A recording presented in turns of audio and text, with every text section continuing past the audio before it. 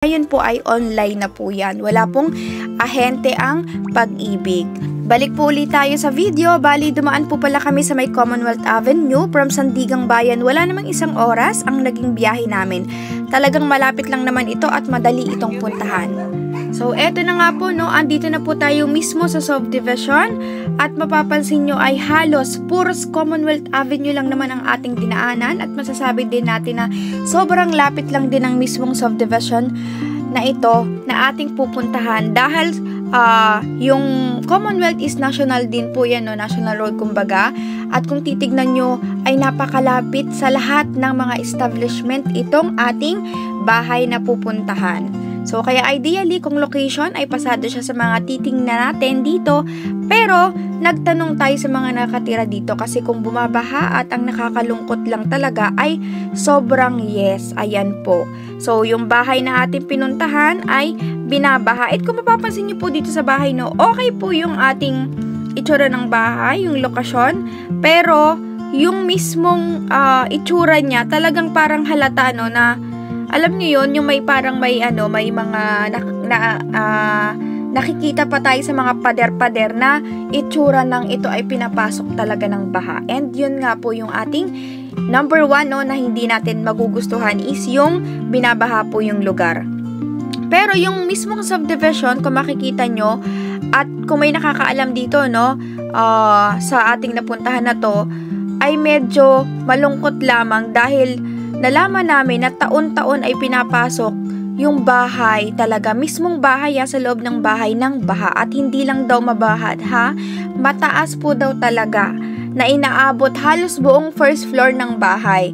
Kaya nga daw kung titira kayo dito, I need my second floor. Pero again, no, kung ako ang papipiliin, kung maghahanap ako ng bahay na aking titirhan, hindi ko pipiliin na magsusugal or magbibid sa isang binabahang lugar. Kasi yan po, no, sa akin personally, hindi ko po naranasan, never pong naranasan natin na bahain. Kaya kung sakali man, no, katulad yung naghahanap kami ng mga foreclosed property, etong bahay na to ay hindi ko na po yan ibibid. Kasi nga, yun nga po, number 1 ay hindi po tayo magbibid ng binabahang lugar. So, pinapakita lang po natin dito, no, para aware po yung mga iba na interesado or kung nakita nyo man po ito sa website tapos binalak yung tayaan, ayan po yung mga ating napag-alaman about dito sa bahay na ito.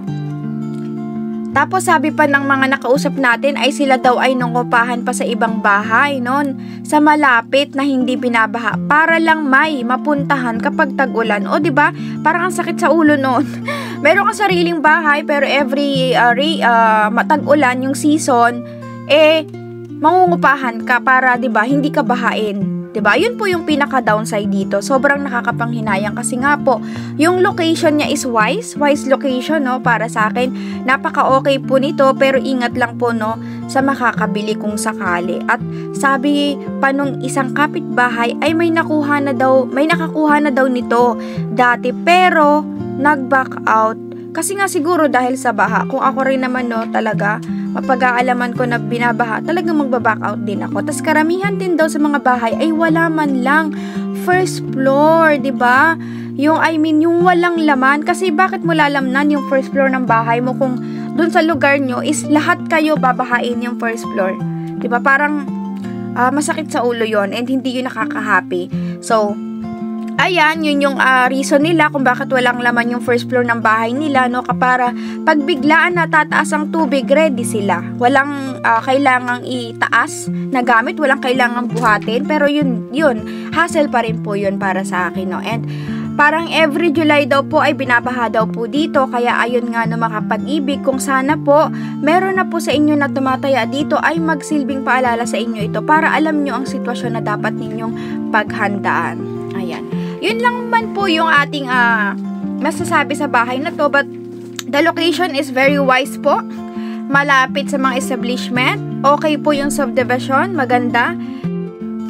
Ayan, so showing the unit po natin tayo, no. And bago po ayan, matapos itong vlog, yung pinaka-exact location po pala ay dito sa Palmera Homes, Santa Monica, Quezon City. So, the property location is lot 11, Block 5, Phase 4, Palmero Home, Santa Monica, Quezon City, no? So, itong details ng bahay is a property type single attached po siya, and ang minimum bid offer po ni Pag-ibig ay 4.8 million 228,860 pesos. So, para sa akin po, yung minimum bid offer, kung location is Quezon City, sulit po yan. Pero again, no, kung ganun po yung location na binabaha nga po, mas medyo hindi po okay na talagang bahain ang isang lugar, hindi po siya good dun sa offer nila 4.8. Pero kasi I think, dahil sa minimum bid offer ni Pag-ibig is within the Quezon City pa rin po siya, NCR, kaya medyo mahal, pricey po talaga siya. And the lot area kasi is 160 square meters, so malaki kung sa lot area, and the floor area naman is 148 square meters. So, malaki rin po yung floor area natin. So, pinaka-remarks nito is unoccupied. So, wala po talaga siyang nakatira na. So, per title under consolidation.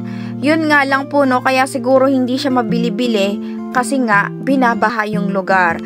So, kung sakali, no, na makapag-bid kayo ngayon or nagustuhan nyo yung ating unit, at least, no, meron po kayong alam dito sa ating property na na-show ngayon na Your Close Properties. See you in my next vlog. God bless!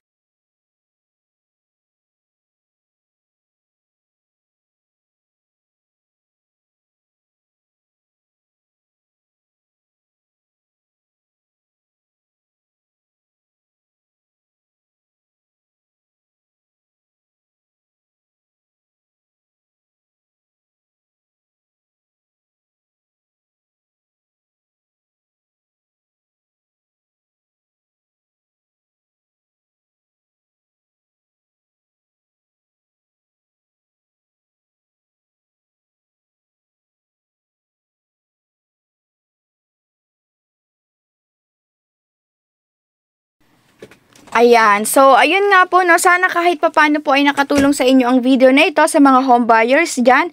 Kung nakita nyo po, no, yung ating pinicture dito sa Pag-ibig, at kung mismo na browse nyo po yun po yung ating masasuggest or ating mga nalaman about this foreclosed properties na pinost ni Pag-ibig sa kanilang Pag-ibig Foreclose website. And I hope you are all doing well today po muli, mga Kapag-ibig. And if you are enjoying the content, don't forget to hit that subscribe button. It's totally free po, no?